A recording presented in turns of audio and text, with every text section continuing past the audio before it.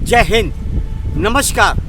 मुंबई से फिर एक बार आपके सामने देश और जनता के हित में बेबाक और बिंदास बोलने वाला मैं हूं रविंद्र जैन।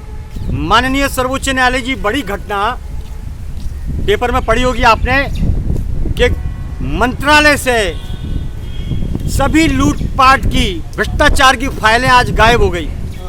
आज की पेपर की सबसे बड़ी खबर है कि भ्रष्टाचार की लिप्त डूबी हुई फाइलें, वो फाइलें गायब हो गई।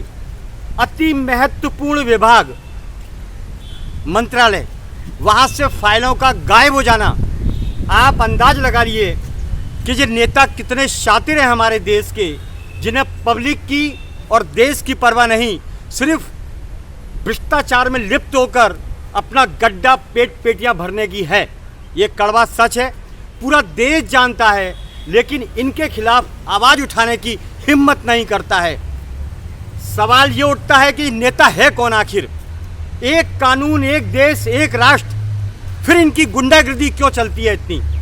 ये लोग शासन प्रशासन से मिलके देश की जनता को किस कदर हैरान करते हैं, इसका जवाब माननीय सर्वोच्च न्यायालय जी आप कब लेंगे?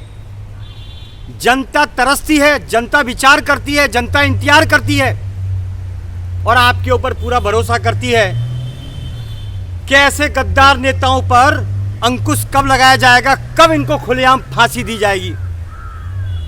आखिर देश का नेता, ये देश इनके बाप की जागीर तो नहीं, जनता इनकी गुलाम तो नहीं, फिर आखिर बात क्या है?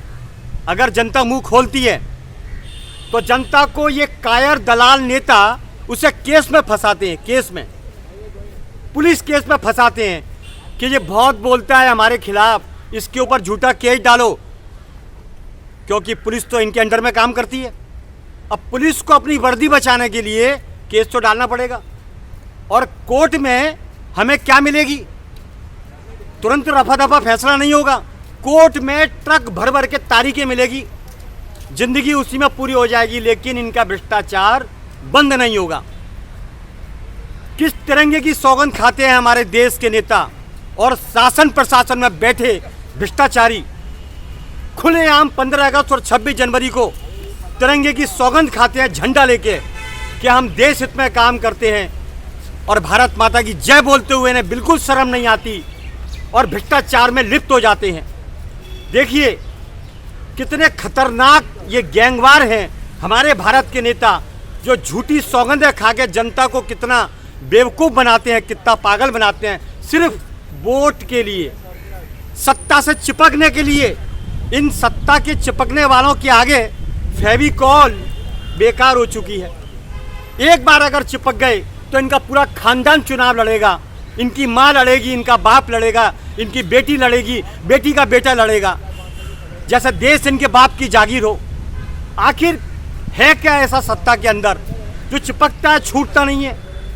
माननीय, आम आदमी काम करता है, पसीने में अपनी ज़िंदगी पूरी कर लेता है, उसका घर नहीं चल पाता, माननीय अकाउंट में पैसे नहीं होते उसके, बच्चा बीमार हो जाए उसको एडमिट नहीं कर सकता, इतना खर्चा लगता है। लेकिन इन नेताओं को मुफ्त की खानी है और हराम की खानी है, इनका हर काम मुफ्त होता है। माननीय, बड़े शर्म की बात है, इसके पीछे संज्ञान क्यों नहीं लिया जाता? आम जनता को महंगी महंगी दवाइयाँ दी जाती हैं, उसको महंगा बजट दिया जाता है, रोड पर खड्डे दिए जाते हैं, उसको कोई सुविधा नहीं दी जाती। माननीय, तो कौन सुनेगा जनता की? आखिर हम जैसे कुछ लोग हैं बोलने वाले, उनको भी हैरान किया जाता है, परेशान किया जाता है। हालांकि कुछ दिन पहले पुलिस ने इस बात का ऐलान किया है ऊंचे स्तर पर कि आप वीडियो बना सकते हैं, पुलिस का भी वीडियो बना सकते हैं, खुली छूट दी है। लेकिन ये गाड़ी कहाँ तक चलेगी? माननीय, ये गुंडागिर्दी क्यों? हम तो ये पूछना चाहते हैं कि देश का असली गुंडा कौन है, असली टेररिज्म कौन है, असली नशेड़ी कौन है? माननीय, एक बात सच बता देते हैं, आपको सब पता है कि देश का सबसे बड़ा अगर गुंडा कोई है तो भारत का 99% नेता है, वरना हमारे देश के अंदर ना तो ड्रग्स का कानून होगा, ना लुटेरे लूटेंगे, ना वसूली होगी, ना ड्रग्स के धंधे होंगे, ना किसी आम जनता को परेशान किया जाएगा। माननीय, ये बात 100% सच है, लेकिन आपके कान तक पहुंचती है, लेकिन आप एक्शन क्यों नहीं लेते, इस बात का हमें दुख होता है और अफसोस होता है। हम आपके ऊपर भरोसा करते हैं, लेकिन इन नेताओं के ऊपर भरोसा कभी नहीं कर सकते। क्यों? कि ये वो सांप हैं कि इनको दूध पिलाने के बाद भी ये हमें डस लेंगे, और हमें इतनी जल्दी मरना नहीं है। हमें देश के लिए बहुत काम करना है माननीय। हमारे पास कोई सुरक्षा नहीं है माननीय, ना हम देश का पैसा खाते हैं।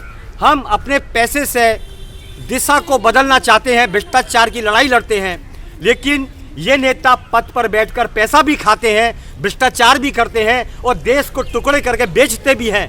आखिर इनके ऊपर एक्शन क्यों नहीं लिया जाता? इनके हाथ में राष्ट्रीय तिरंगा क्यों दिया जाता है माननीय? हमारा राष्ट्रीय तिरंगा हमारा सौहार्द है, भारत की शान है। ये तिरंगा इन भ्रष्टाचारियों के हाथ में शर्मनाक लगता है माननीय। तिरंगे की तौहीन होती है। तिरंगा माननीय उसी को दिया जाए जो सत्यवादी राजा हरिश्चंद्र की औलाद हो, और ऐसा संभव लगता नहीं है कि कोई भारत में राजा हरिश्चंद्र जैसी औलाद होगा। या तो भ्रष्टाचार, नशे में, बोतल में, शान शौकत में लिप्त हैं। कोई भी नेता मैंने आज तक नहीं देखा 1947 के बाद से जो ज़मीन पर चलता हो। गाड़ियों में घूमना, बड़ी बड़ी गाड़ियों में ऐश करना, बंगलों में मीटिंग करना, होटलों में टांग ऊंची करके पड़े रहना और 500,000 करोड़ रुपए जमा करना देश का लूट कर। माननीय, इन पर जांच क्यों नहीं होती? आम आदमी 2 लाख रुपए नहीं जोड़ पाता, पूरी ज़िंदगी पूरी हो जाती है। लड़की का ब्याह नहीं कर पाता, बच्चों को पढ़ा नहीं कर पाता। माननीय, ये नेता फुटपाथ से उठ के चैन तोड़ने वाला नेता, वसूली करने वाला, ज़्यादातर नेता गुंडे फुटपाथ से उठे हुए हैं जो ड्रग्स का धंधा करते हैं, लूटमार करते हैं। उन्हें नेताओं की बड़ी बड़ी पोस्ट दी जाती है और 500,000 करोड़ का वो लोग मालिक बन जाते हैं। इनके ऊपर संज्ञान नहीं लिया जाता है। अगर ऐसा चलता रहा माननीय, तो 100% गारंटी के साथ बोलता हूँ, न तो राजा हरिश्चंद्र पैदा होगा, न सुभाष चंद्र पैदा होगा, कोई देशभक्त पैदा नहीं होगा। और अब अगर देश गुलाम हुआ तो जिंदगी में छूट नहीं पाएगा। ये नेताओं के कारण ऐसा होगा। आम जनता परेशान है, आम जनता की तरफ ध्यान नहीं है। आए दिन पानी भरता है, फुटपाथ पर गड्ढे, बड़े बड़े डोनेशन मांगे जाते हैं। क्या मजाक बना रखा है हमारे देश का? लुटेरे हैं हमारे तंत्र में बैठे हुए। शासन प्रशासन के लोग भ्रष्ट हैं 99%। ये दलाल हैं हमारे देश के जो वसूली करते हैं आम जनता से। मेरी विनती है, एक्शन लिया जाए और मुंबई शहर से गांव तक इनकी जांच की जाए। कितने फ्लैट, कितनी संपत्ति इनकी है, 2-4 को चौराहे पे खड़ा करके फांसी दी जाए, अकल ठिकाने आ जाएगी, भारत व्यवस्थित हो जाएगा। चलिए फिर आऊँगा नए विषय के साथ। मैं हूँ रविंद्र जैन, मुंबई से, देश और जनता के हित में। जय हिंद।